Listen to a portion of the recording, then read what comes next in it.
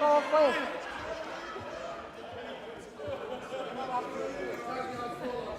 The Honourable Leader of the Opposition clearly lost control in that instance.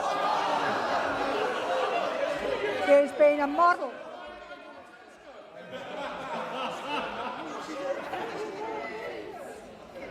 To date, there has been a constant barrage and obviously a campaign being waged today.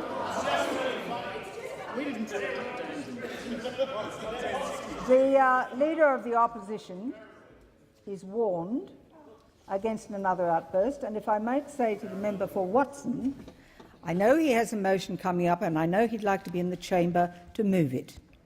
So I think he should comply with the standing orders. Madam Speaker, point of order. On.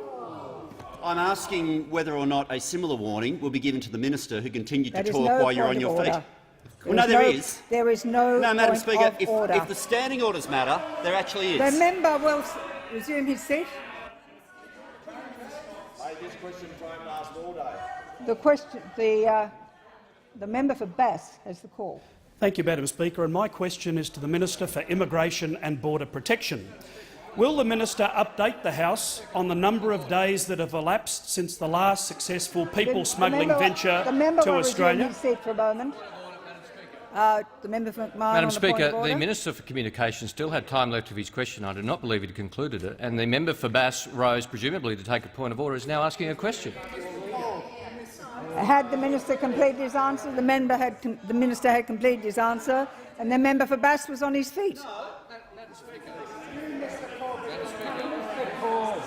The member for McMahon on a point of order. Madam Speaker, the member for Bass rose while the member for Watson was still on his feet making a point of order.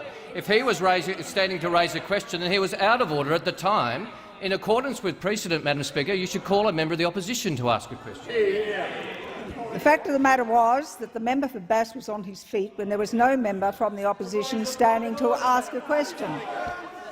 I'm sorry, the member for Watson had already resumed his seat when I called the member for Bass. The member for Watson.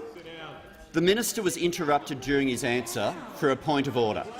Yes. You ruled on the point of order. At that point, the minister has the call again. You did not call the minister, but after ruling, he was entitled to the call. You simply moved on with no notice to the House.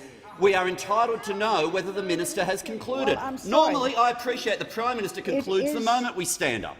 But the member for Wentworth, the Minister for Communications, we had no reason to believe he concluded.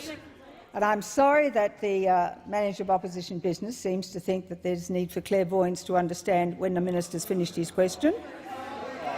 Quite clearly, he has indicated that he knows when the Prime Minister's finished, but he doesn't know when the Minister for Communications is finished.